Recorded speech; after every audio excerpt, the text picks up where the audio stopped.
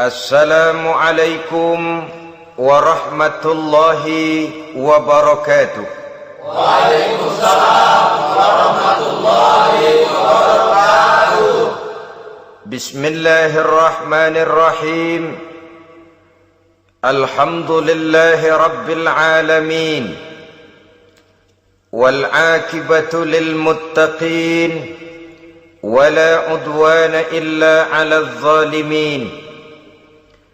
والصلاة والسلام على أشرف الأنبياء والمرسلين سيدنا ومولانا محمد وعلى آله وأصحابه المجاهدين الطاهرين أما بعد. Saudara-saudara kaum muslimin rahimakumullah. Salah satu kelebihan makhluk bernama manusia, yaitu bahwa Allah subhanahu wa ta'ala menghiasi hidup manusia ini dengan syahwat atau yang lazimnya kita sebut sebagai hawa nafsu. Inilah tenaga yang merupakan daya dorong yang melahirkan dinamika dalam kehidupan manusia, yang menyebabkan terus-menerus terjadinya perkembangan dalam sejarah peradaban dan kehidupan manusia. Hawa nafsu bisa melambungkan seseorang kepada puncak kejayaan, dan hawa nafsu dapat menenggelamkan seseorang ke dasar jurang kehancuran yang paling dalam. Pada surah Ali Imran ayat 14, Allah subhanahu wa ta'ala berfirman, A'udzu billahi minasyaitonir rajim. Zuyyina lin-nasi hubbus syahawati minan nisa'i wal banin wal qanatiril muqantarati minadh dhahabi wal fiddah wal khaylil musawwamati wal an'ami wal harth. Dzalika mata'ul hayatid dunya wallahu indahu husnul ma'ab. Mari kita perhatikan ayat ini lebih dekat lagi. Allah subhanahu wa ta'ala menjelaskan, Zuyyina linnasi hubbus syahawat. Makhluk manusia itu dihiasi dengan hawa nafsu. Dengan kata lain, hawa nafsu adalah perhiasan. Manusia tanpa hawa nafsu sama saja dengan orang yang tidak berhias, monoton, tidak mempunyai perkembangan dalam gerak kehidupannya. Tetapi kalau hawa nafsu adalah perhiasan, maka jika kita berbicara soal perhiasan, ada dua hal yang harus menjadi catatan pokok. Pertama, kapan satu perhiasan boleh kita pakai? Yang kedua, di mana perhiasan itu harus kita pakai?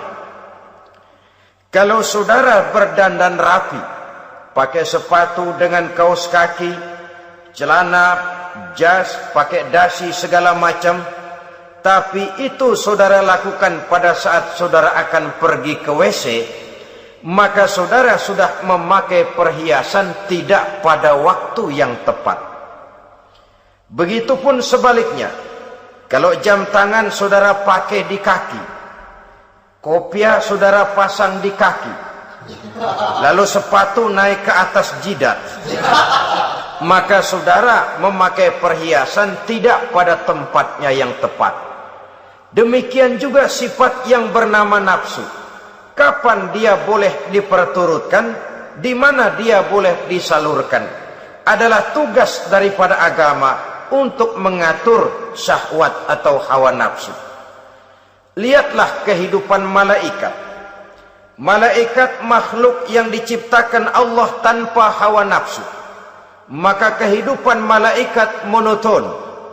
Malaikat tidak mempunyai peradaban dan kebudayaan. Malaikat adalah makhluk yang secara instingtif diciptakan untuk berbakti, tidak punya alternatif atau pilihan lain. Saudara lihat, Ada malaikat yang sejak diciptakan diperintahkan untuk sujud, sujud saja sampai sekarang enggak bangun-bangun. Ada malaikat yang sejak diciptakan diperintahkan untuk tasbih, tasbih saja, yang lain tidak. Ada malaikat yang sejak diciptakan diperintahkan mencabut nyawa, nyawa saja urusannya, yang lain tidak. Pekerjaannya monoton. Tetapi memang karena tidak ada hawa nafsu, tidak ada kecenderungan malaikat untuk nyeleweng. Belum pernah kita dengar misalnya ada malaikat Jibril korupsi ayat. Ini kelihatannya ayat bagus ini, nggak usah disampaikan kepada bawahan Muhammad, dipakai sendiri saja. Tidak. Kita belum pernah dengar malaikat maut keliru mencabut nyawa orang yang belum waktunya modar. Belum pernah. Malaikat itu ibadun mukramun la ya'sunallaha fima amarahum wa yaf'aluna ma yu'marun. Maka kehidupan malaikat adalah monoton. Dinamika tidak ada, peradaban dan kebudayaan juga tidak ada. Andai kata bumi dan seluruh isinya diserahkan kepada malaikat untuk mengisinya, barangkali saudara tidak akan pernah kenal jembatan Semanggi, saudara tidak akan pernah kenal Monas, gedung-gedung bertingkat, gedung-gedung pencakar langit. Semua yang menggerakkan itu adalah karena manusia mempunyai hawa nafsu. Nah, kemudian pada kalimat berikutnya Allah memberikan rincian. Apa nafsu kepada apa yang paling menonjol dalam kehidupan manusia itu? Pertama, minan nisa, hawa nafsu kepada perempuan. Ini tentu yang ditujukan laki-laki. Dimanapun saja makhluk bernama laki-laki, kalau dia normal, tidak impoten, mesti suka kepada perempuan. Itu wajar, bin pantas alias normal. Tetapi tadi saya katakan di awal, nafsu kepada perempuan adalah perhiasan. Kapan makainya, di mana makainya, itulah tugas agama memberikan tuntunan dan aturan. Saudara-saudara kaum muslimin rahimakumullah, nafsu kepada wanita dapat mengantarkan seseorang kepada puncak kejayaan, tapi nafsu kepada wanita bisa menenggelamkan seseorang ke jurang kehancuran. Bergantung kepada latar belakang apa yang mendorong timbulnya syahwat tadi. Dengan kata lain, motivasi syahwat tadi digerakkan oleh iman dan ketakwaan, atau semata-mata karena memang syahwat yang merupakan kendaraan iblis. Penyelewengan pertama yang terjadi dalam sejarah kehidupan manusia adalah penyelewengan yang dilakukan oleh Nabi Adam alaihi salam pada saat ia memetik buah khuldi.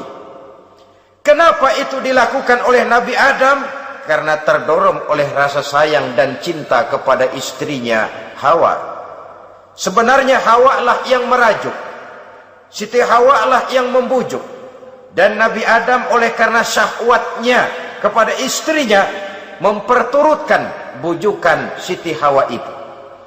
Peristiwa Nabi Adam ribuan tahun yang lalu akan terus relevan sampai ke zaman kita sekarang ini.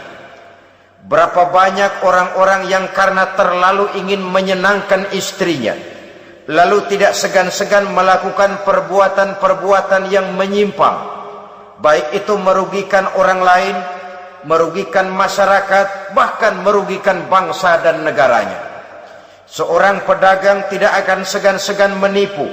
Sebaliknya pun begitu. Tidak jarang wanita di dalam kelemahannya bisa menenggelamkan dunia.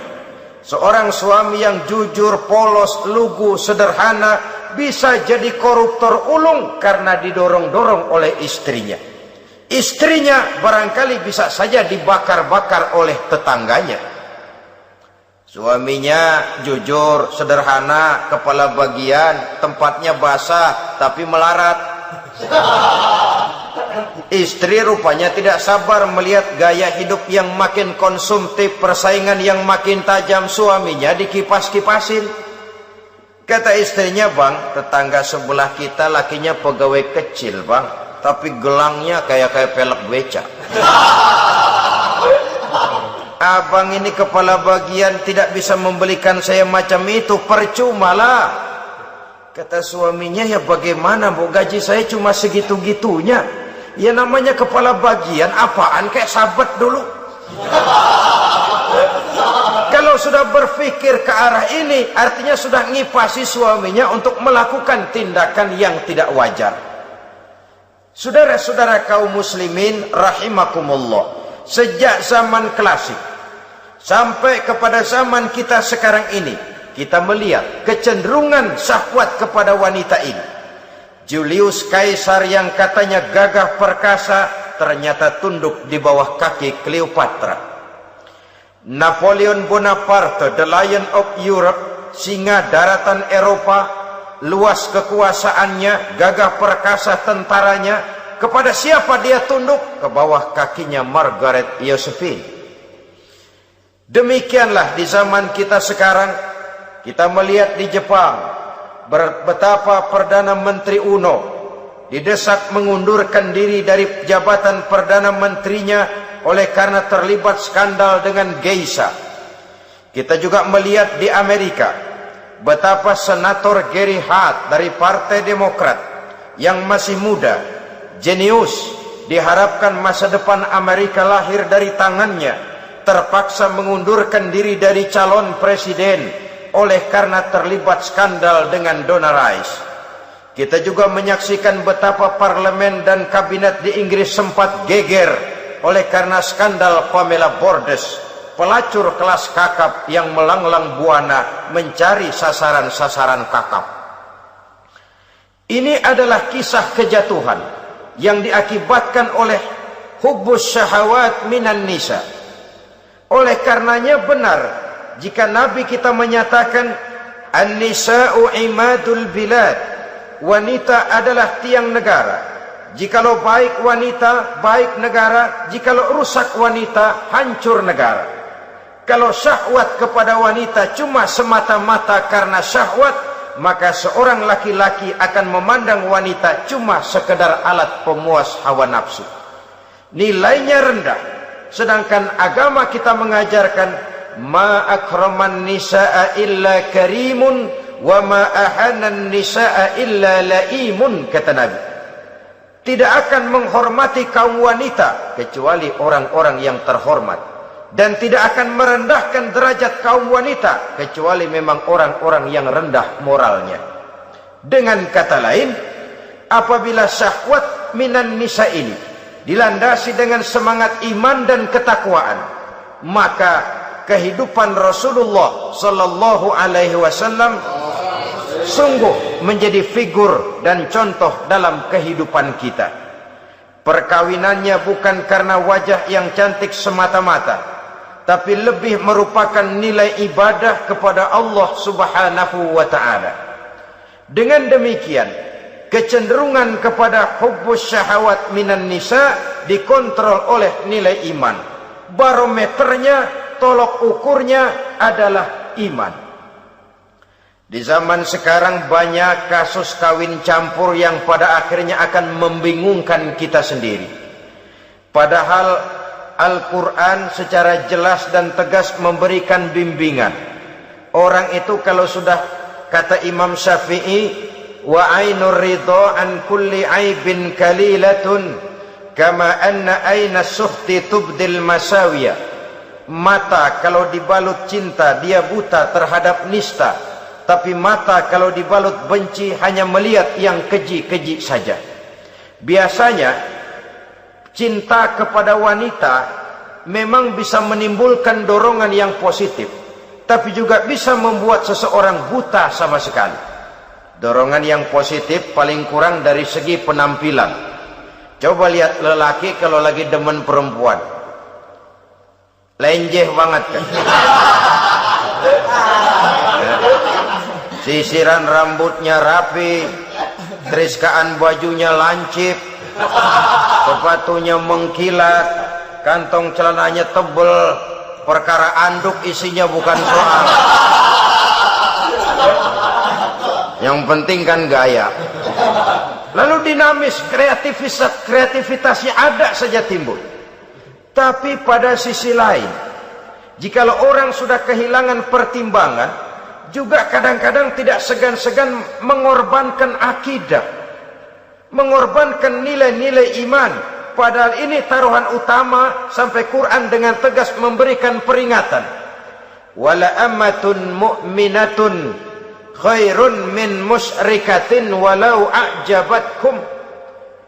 Perempuan budak yang hitam legam, kalau beriman itu lebih baik untuk dinikahi daripada wanita cantik kulit kuning langsat tapi musyrik. Lebih baik budak yang hitam legam beriman daripada wanita cantik berkulit kuning langsat berhati bangsat. Tapi kita kadang kehilangan pertimbangan. Karena agama, karena cinta agama digadaikan. Karena cinta akidah terjual. Karena cinta keyakinan jadi korban. Ini semua penyakit yang datang dari hubbus syahawat minan nisa, kecenderungan mengumbar nafsu kepada perempuan. Ini memang perhiasan, tapi bisa juga jadi bumerang dalam kehidupan manusia. Berapa banyak penyelewengan terjadi karena pengaruh wanita yang tidak bisa jadi bisa. Ini pengaruh di dalam kehidupan memang sedemikian besarnya. Sehingga saudara-saudara kaum muslimin, inilah yang perlu dikendalikan dalam kehidupan, kapan dan di mana. Kalau nafsu adalah perhiasan, kapan dan di mana perhiasan itu harus kita pakai, di mana dia harus kita tempatkan. Begitu juga yang menyangkut soal perempuan. Kapan? Ya kapan? Tentu kalau sudah nikah. Di mana? Yang jelas bukan di depan umum.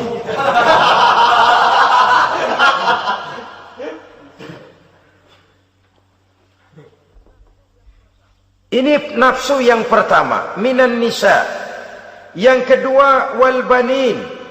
Dihiasi juga manusia dengan kecintaan kepada banin. Makna banin di sini al aulad, anak-anak laki. Kenapa disebut banin, anak-anak laki?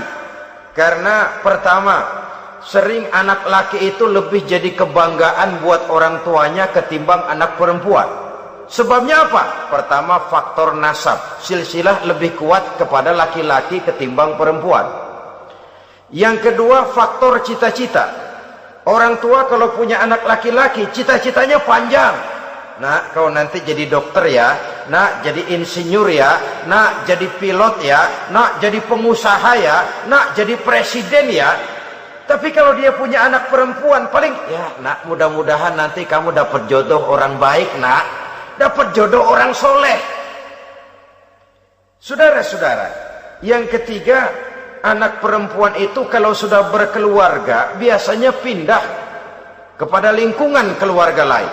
Sehingga orang berkata punya anak perempuan banyak sebenarnya seperti agen. Artinya ada yang mau bawa, kan begitu. Ada yang minta ambil, ada yang berminat buntel. Paling dia nengokin orang tuanya ya lebaran.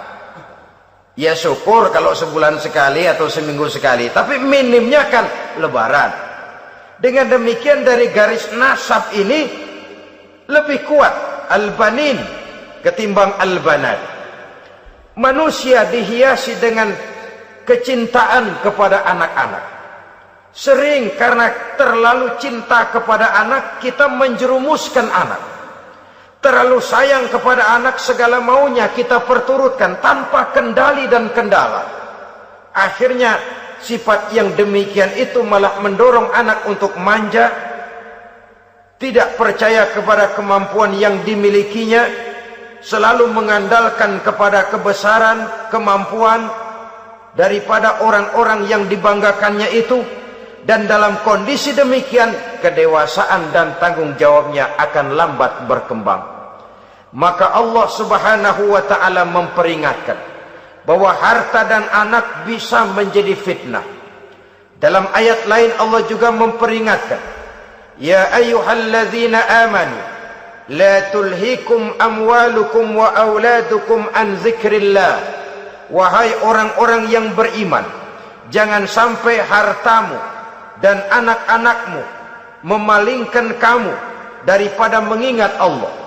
Jangan sampai kesibukanmu kepada anak dan harta benda menyebabkan kamu sampai lupa mengingat Allah Subhanahu wa ta'ala. Berapa banyak manusia yang tenggelam dengan melupakan Allah, jauh dari agama, jauh dari tuntunan syariat, oleh karena disibukkan oleh persoalan anak dan persoalan harta benda.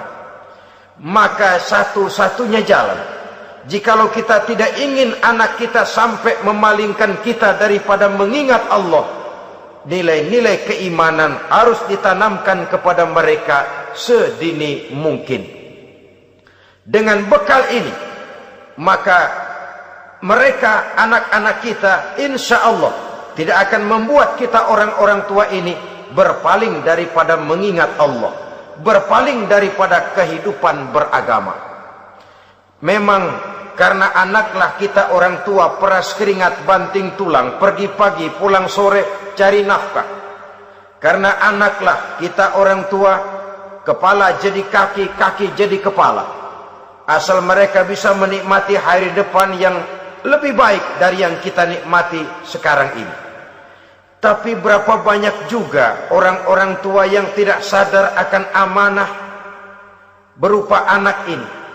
Mereka lalai, mereka bersikap masa bodoh, padahal tidak akan ada yang tidak dipertanggungjawabkan di hadapan Allah Subhanahu wa ta'ala. Orang tua bisa mendapat pensiunan pahala kalau anaknya tumbuh menjadi anak yang soleh. Tetapi orang tua pun bisa saja masuk neraka karena anaknya menjadi anak yang kurang ajar dan orang tuanya sama sekali tidak pernah memberikan pendidikan yang sebagaimana mestinya.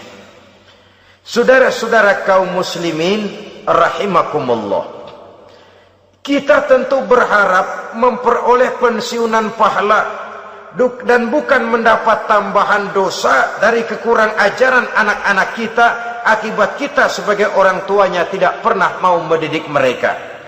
Dalam hadis ada diriwayatkan, ada anak kurang ajar, sembahyang tidak, puasa ibadah tidak, kenal Allah tidak, beriman pun tidak, dosa kelewat banyak, kejahatan berkarat. Di akhirat nanti disidang dia, ditanya, kamu kenal siapa Tuhanmu? Tidak. Kamu tahu siapa nabimu?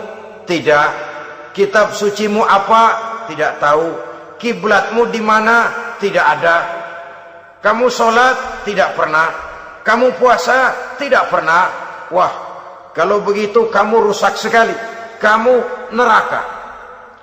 Anak ini mengajukan protes. Saya menuntut keadilan. Benar saya tidak kenal siapa Tuhan saya. Saya tidak tahu apa kitab suci saya.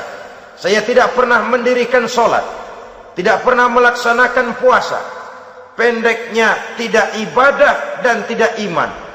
Tapi semua itu terjadi, sebab-sebabnya tidak lain karena orang tua saya tidak pernah mendidik dan mengajarkan saya. Orang tua saya tidak pernah mengarahkan saya ke jalan itu.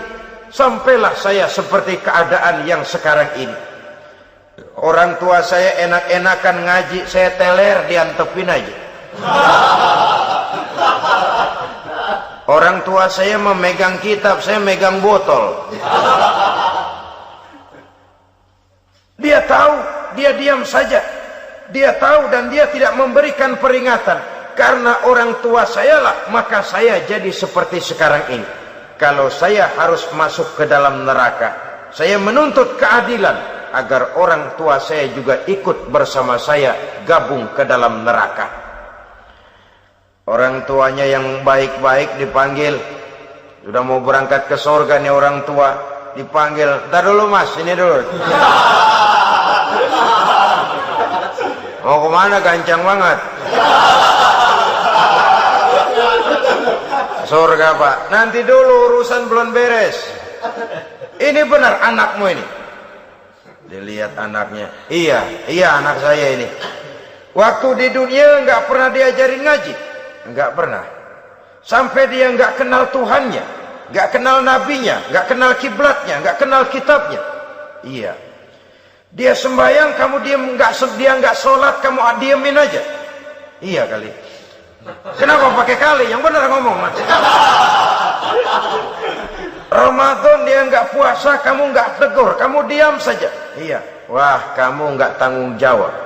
Kamu tahu anak itu adalah amanah. Menyia-nyiakan amanah adalah khianat. Khianat adalah dosa besar. Jadi bagaimana saya? Ya kamu gabung sama anakmu, join ke neraka berdua bareng. Lantaran kamu tidak mau mendidik mereka, anak-anakmu, maka jadilah anak-anakmu seperti sekarang ini. Saudara-saudara kaum muslimin rahimakumullah. Sebaliknya, jikalau anak-anak kita yang kita cintai ini, yang merupakan buah hati belahan jantung, tumbuh dan berkembang menjadi anak-anak yang soleh, yang bermanfaat bagi masyarakatnya, bagi agama, bangsa dan negaranya, kita orang tuanya bolehlah tentram menerima pensiunan pahala. Menerima pensiunan pahala dari kesolehan anak yang ditinggalkannya. Alangkah nikmatnya mendapat pensiunan pahala. Terbaring kita di bawah pohon kemboja, nilai kebaikan kita dikenal orang, nama kita akan tetap hidup. Oleh karena kita meninggalkan anak-anak yang tumbuh menjadi generasi yang soleh, bukan anak yang salah. Oleh karenanya, kecintaan kepada anak jangan sampai membuat kita lalai dari mengarahkan mereka kepada kehidupan beragama. Di zaman sekarang ini, kecenderungan kita mengarahkan anak pun sudah kepada kecenderungan yang berbau materialistis. Maka yang ramai bagaimana anak bisa mengejar program MBA, Master of Business Administration, supaya keluar bisa jadi manajer.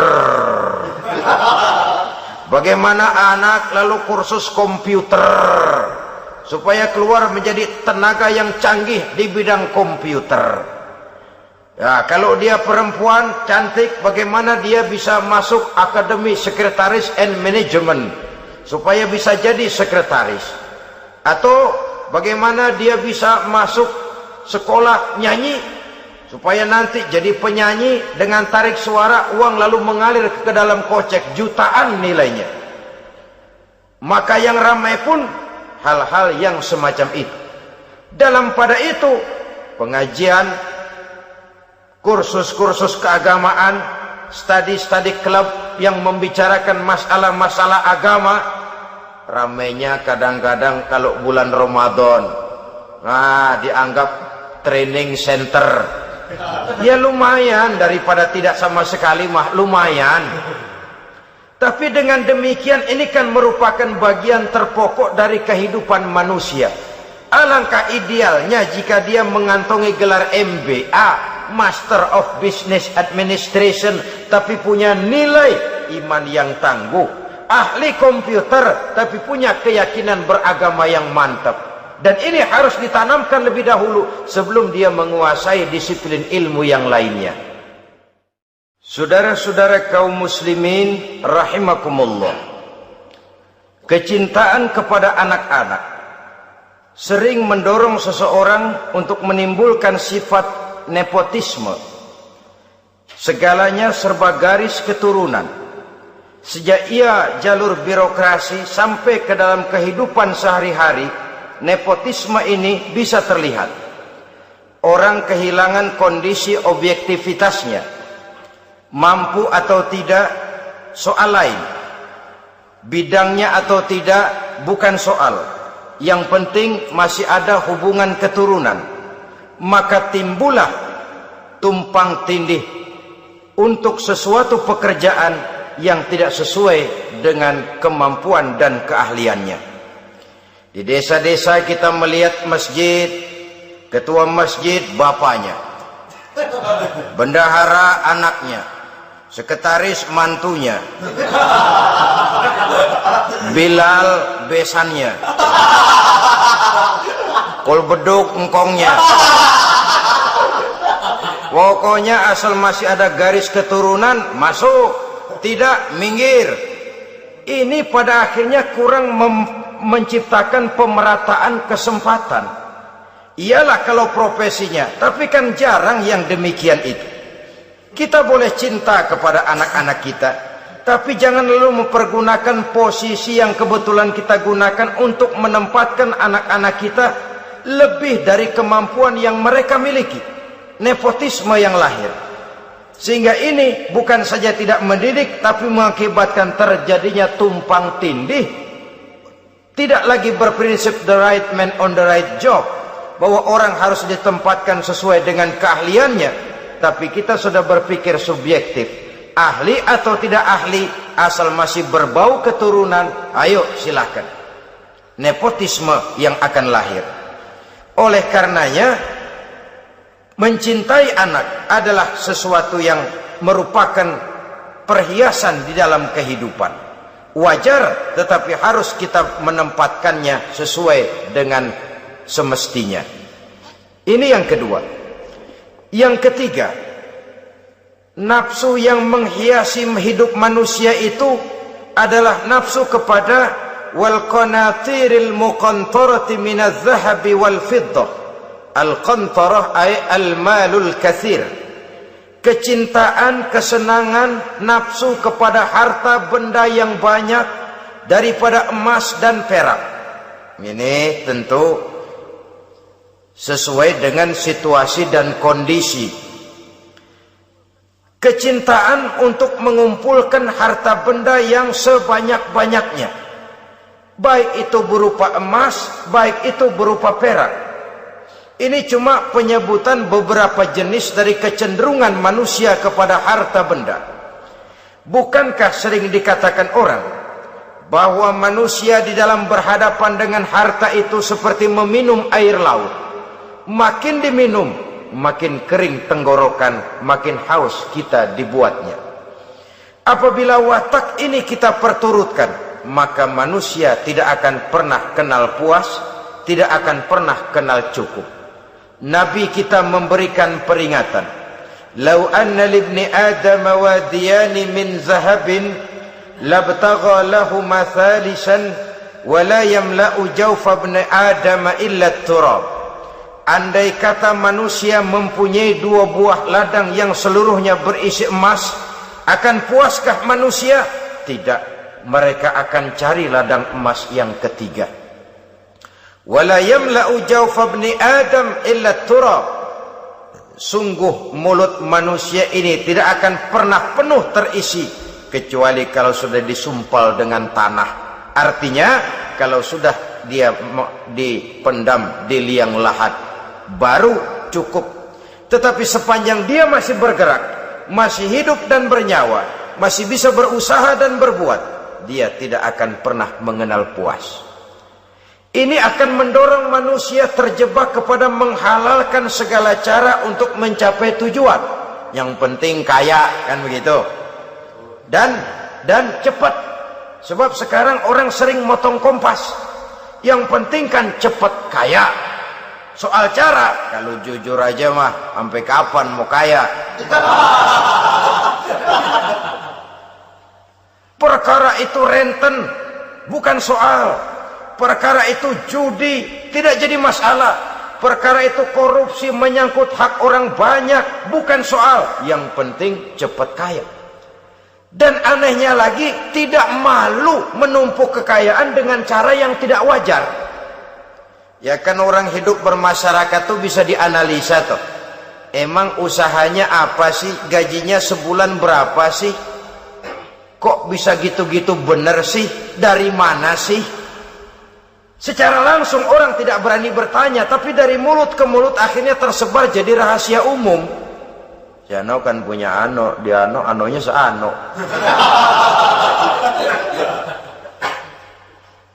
Ini bisa jadi bahan pertanyaan dalam kehidupan, akhirnya jadi gunjingan. Orang sudah tidak terlalu peduli dari mana kekayaan itu diperoleh, yang penting kaya.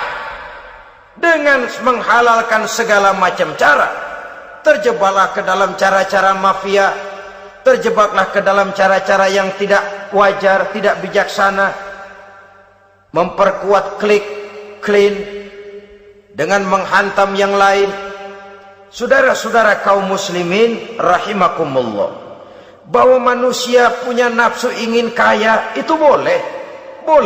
Agama memberikan tuntunan, memberikan aturan. Tidak hanya sekedar asal kaya, tidak hanya sekedar asal banyak harta. Malahan hadis menyatakan, kalau saudara diberikan umur panjang, pertanyaan akhirat cuma satu kok. Umurmu kau habiskan di mana? Kalau saudara diberikan amanah berupa ilmu pengetahuan, pertanyaan akhirat juga cuma satu kok. Ilmumu kau amalkan untuk apa? Tapi kalau kita diberikan amanah berupa harta benda, pertanyaan akhirat itu dua. Min aina iktasabahu wa fima anfaqahu. Dari mana hartamu kau dapat, kemana hartamu kau belanjakan. Dari mananya ditanya, kemananya juga ditanya, depan belakang ditanya. Dan kalau mempergunakan harta untuk kesenangan syahwat, orang berani bukan main. Tapi kalau untuk kepentingan agama, yang hakikatnya untuk kepentingan dirinya sendiri, berat seperti nyabut bambu dari ujung. Orang kalau menyumbang masjid 100.000, itu kan zohirnya memberikan panitia masjid, tapi hakikatnya kan dia nabung buat dirinya sendiri. Seolah-olah dia cuma berkata, Pak, tolong saya titip 100.000, ini untuk kepentingan saya di akhirat nanti. Silahkan uangnya mau dibelikan semen, pasir, kaca, pintu, jendela, silahkan. Saya cuma titip, ini untuk saya di akhirat nanti. 100.000 Pak. Zohirnya dia memberikan kepada panitia masjid, madrasah, pesantren, yatim piatu. Hakikatnya dia nabung buat dirinya sendiri di akhirat. Malah tabungan ini bukan SDSB namanya, SDBS. Sumbangan dana berhadiah surga. Itu SDBS namanya. Sekarang orang mengejar SDSB, lalu berat mengejar SDBS, sumbangan dana yang berhadiah surga langsung dari Allah Subhanahu wa ta'ala. Coba kalau dia main golf, sewa lapangan golf itu 400-500 ribu sebulan, paling 4-5 kali main. Beli stick golfnya saja sampai jutaan. Datang panitia pembangunan masjid 100.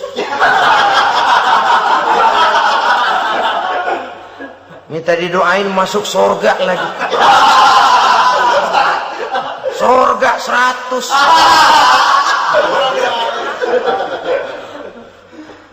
Saudara-saudara kaum muslimin rahimakumullah, kecintaan kepada harta benda yang banyak, baik berupa emas, berupa perak, mendorong orang untuk berlomba-lomba yang Allah peringatkan dalam Al-Quran, alhaakumut takatsur hatta zurtumul maqabir. Kamu telah lalai akibat kamu berlomba-lomba memperbanyak materi dunia. Hatta zurtumul maqabir, sampai kamu dekat masuk ke liang kubur, baru rupanya sadar bahwa perlombaan ini tidak akan pernah sampai ke garis finish. Betapapun jauhnya rally Paris-Dakar, garis finishnya ada. Betapapun hebatnya medan yang ditempuh, buasnya gurun pasir Afrika, garis finishnya pasti ada. Itu kan rally yang terbuas di dunia katanya, Paris-Dakar. Tapi garis finishnya ada. Namun jikalau kita berlomba memperbanyak harta, kita tidak akan pernah sampai ke garis finish. Yang kecil-kecilan aja dah. Kalau orang ditanya, kamu kenapa sih belum mau sembahyang? Ya bagaimana mau sembahyang Pak, tinggal di Jakarta masih kontrak. Saban habis tahun diubur-ubur yang punya rumah. Kalau punya rumah sendiri walaupun kecil-kecilan, saya mau ibadah Pak. Ya, diberikan rezeki oleh Allah, bisa bikin rumah walaupun kecil-kecilan. Belum juga mau sembahyang. Kok belum juga sembahyang? Iya Pak, rumah emang udah punya sendiri, cuman kecil Pak. Atasnya atap, kalau hujan aja bocor. Kalau bisa bikin rumah yang permanen Pak, tenang, saya ibadah, sembahyang saya rajin. Iyalah, diberikan rezeki bisa bikin rumah permanen, bagus rumahnya. Lain lagi, iya, rumah sudah permanen, tembok, kubin, cuman isinya belum ada Pak, perabotannya. Duh. Kalau punya peralatan rumah tangga yang memadai, tenang, saya ibadah. Diberikan juga rezeki bisa beli perabotan rumah tangga yang lumayan. Di atas tehelnya sudah pakai karpet, mebelnya spaghetti, tempat tidurnya alga spring bed dan low pillow, ada kulkas, ada TV, di sebelah TV ada kunci mobil. Kuncinya mobilnya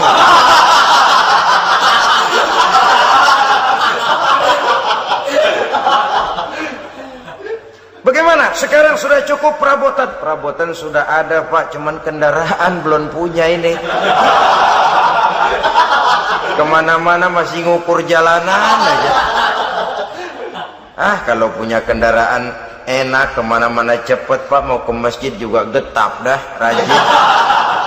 Diberikan rezeki bisa beli kendaraan. Lain lagi nanti. Sudah punya sepeda, pengen punya motor, kepengen punya mobil, kepengen punya pesawat terbang, pengen punya kapal induk. Sudah punya kebun, pengen beli sawah, sudah punya sawah, pengen punya gunung, sudah punya gunung, laut diborong. Perlombaan materi tidak akan pernah membawa kita ke garis finish, karena sifatnya sangat abstrak, bahkan akan mendorong kita seperti gurita, cenderung kepada penyakit tamak bin rakus alias serakah. Dengan demikian saudara-saudara, bahwa kecintaan kepada harta merupakan nafsu, dan nafsu itu adalah perhiasan, dia bisa menjadi daya dorong positif. Kalau dalam upaya memperoleh harta itu kita tidak akan keluar dari tujuan keridhaan Allah. Saya cari nafkah, tapi yang Allah ridho. Saya ingin kaya, tapi dengan cara yang Allah ridho. Ini kunci yang akan menyelamatkan kita manusia dari perangkap menghalalkan segala cara. Ini yang ketiga. Yang keempat, dihiasi manusia itu dengan nafsu kepada wal khailil musawwamah, kuda yang bagus, kendaraan yang bagus, kuda yang terpelihara. Al musawwamah ada yang mentafsirkan ar-ra'iyah. Ar-ra'iyah itu yang digembalai, binatang ternak, kuda yang digembalai atau kuda yang diikat. Artinya kalau dulu kan yang namanya tuan-tuan tanah itu baru dibilang bejeger kalau kemana-mana naik kuda. Jet set zaman dulu itu udah kelompok jet set, itu kendaraan. Kalau sekarang baby benda, dulu mah kuda band.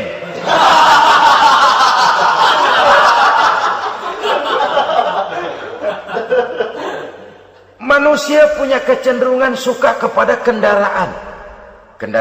Apalagi di zaman sekarang ini, wah, iklan-iklan itu kan sangat menggoda kita, melayani segala macam bentuk penjualan. Nah, ini lalu terangsang biar duit cekak. Kalau udah ngebaca itu, wah, berani banget dah. Tahu duit nggak mungkin cukup, tapi begitu baca melayani segala macam bentuk penjualan dengan fasilitas ringan. Nah, jadi dah. Jadi juga punya mobil, jadi dah.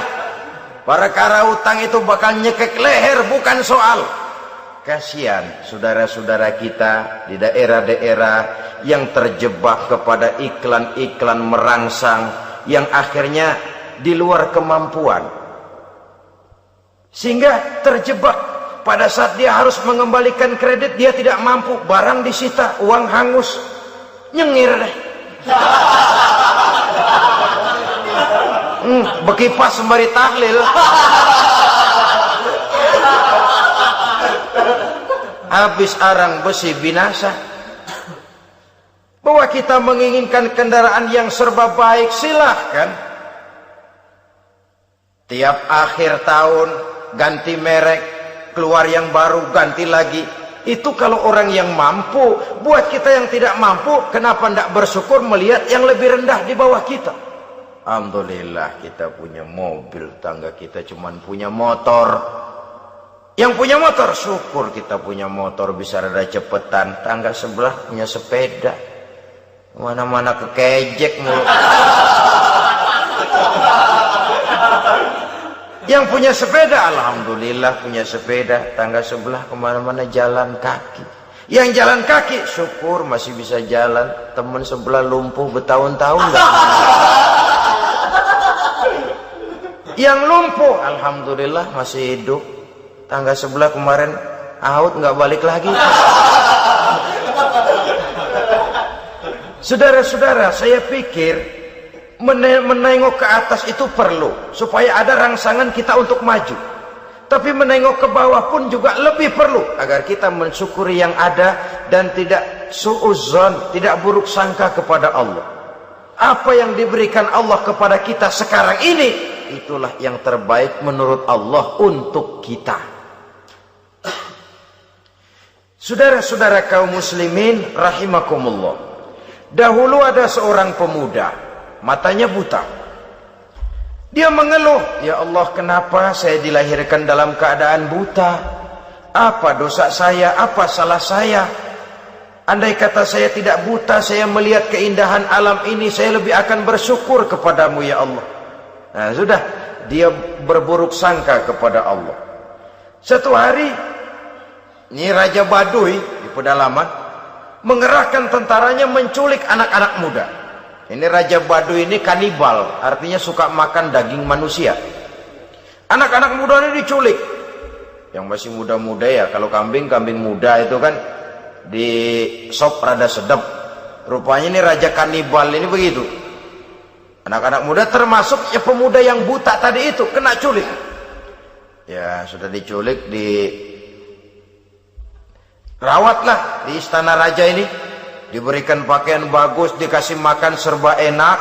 Sebab apa? Supaya badannya gemuk. Setelah gemuk nanti dipotong di sop legit.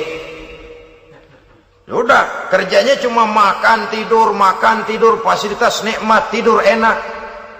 Udah giliran dapat 1 bulan 2 bulan kemudian, ketika mau diambil anak-anak muda ini, raja sendiri yang milih mana yang disop duluan nih.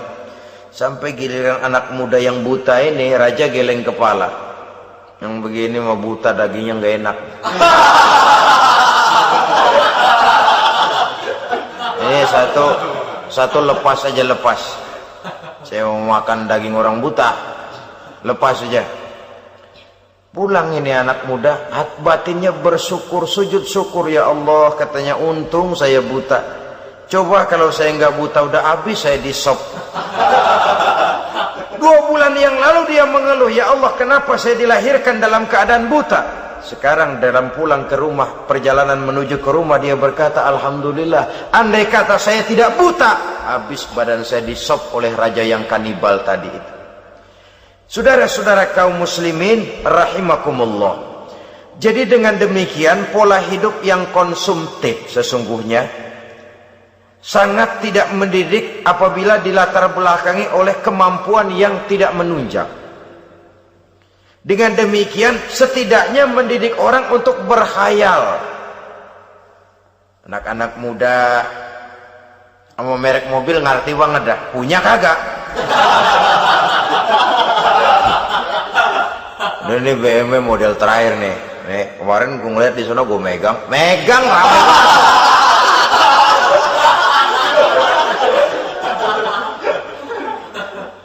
tulul amal ini kalau tidak diimbangi dengan saluran yang positif, dia akan terjebak kepada penyakit tulul amal, panjang angan-angan. Baiklah ya, wal khailil musawwamah. Yang keempat, yang kelima maksud saya, wal an'am, cinta kepada binatang ternak.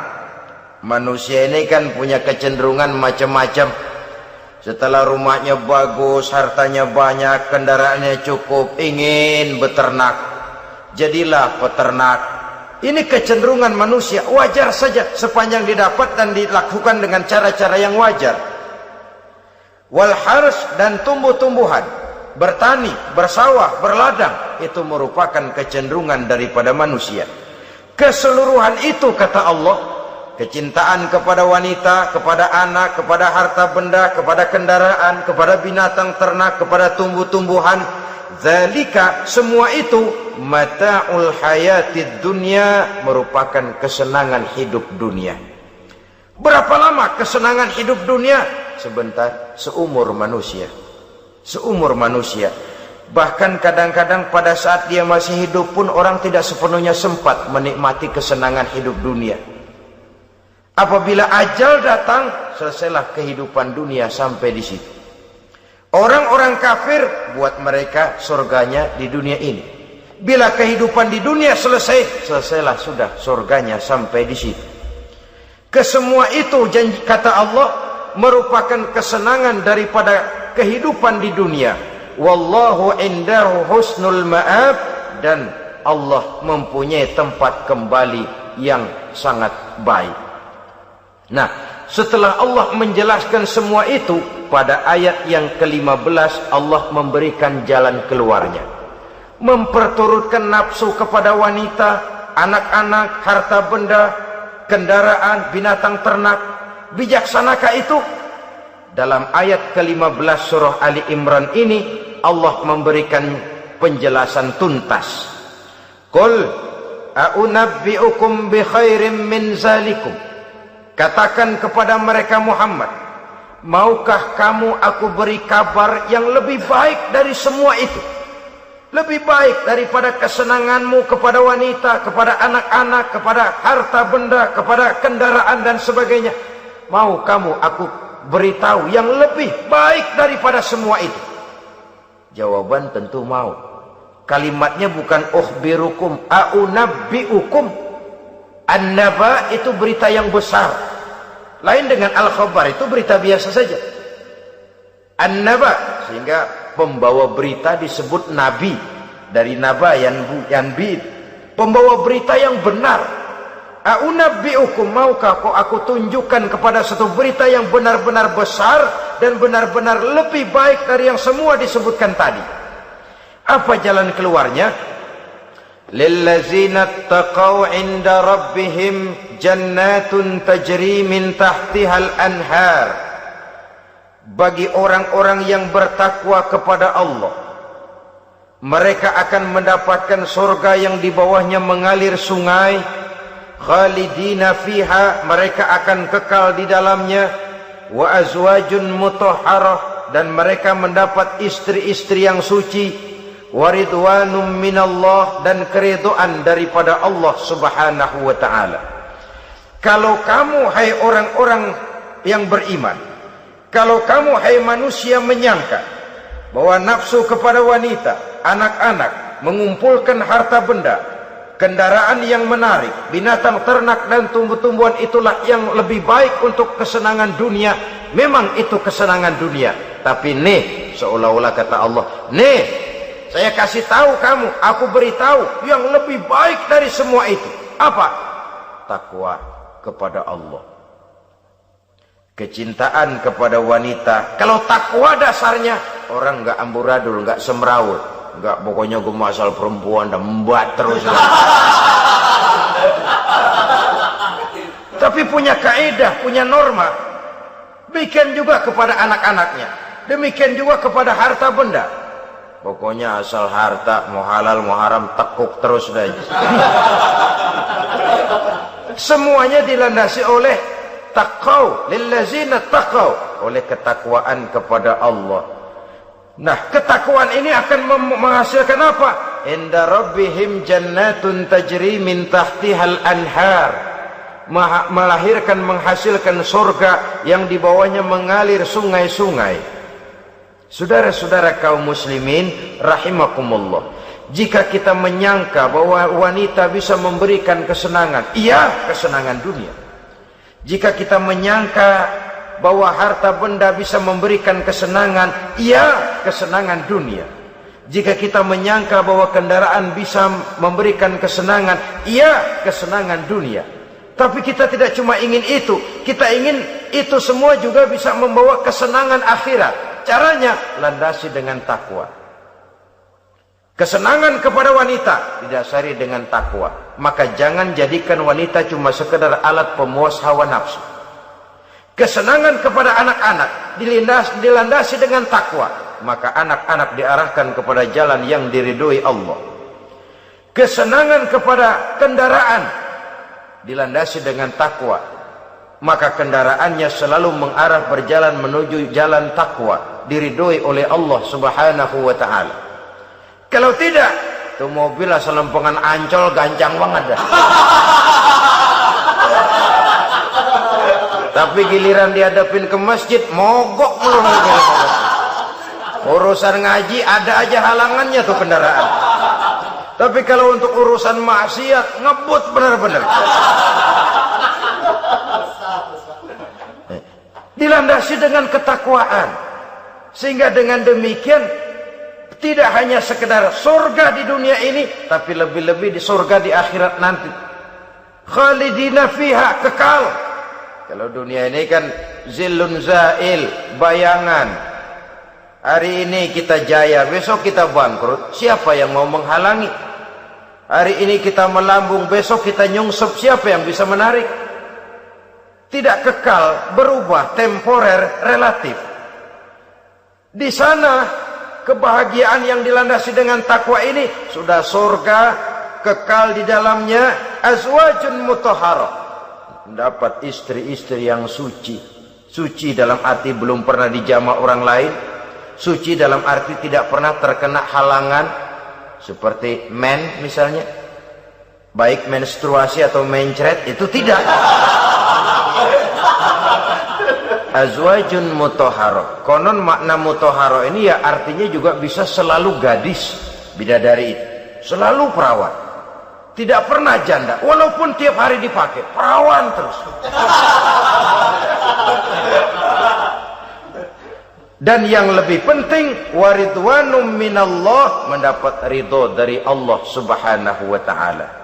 Jadi hawa nafsu dengan motivasi takwa, itulah sesungguhnya yang dikehendaki oleh Ali Imran ayat 14 dan 15. Dengan demikian, manusia dengan ketakwaannya mengendalikan hawa nafsu, dan bukan malah dikendalikan oleh hawa nafsunya. Sehingga dengan demikian seluruh fasilitas yang dimilikinya, baik itu berupa istri, anak, kendaraan, binatang ternak, harta benda, tanam-tanaman, seluruhnya semakin meningkatkan ketakwaannya kepada Allah Subhanahu wa ta'ala. Mudah-mudahan kita bisa mencapai tingkat ini, di mana kita hidup mampu dan sanggup mengendalikan nafsu, bukan malah dikendalikan oleh hawa nafsu. Terima kasih dan mohon maaf. Wassalamualaikum warahmatullahi wabarakatuh.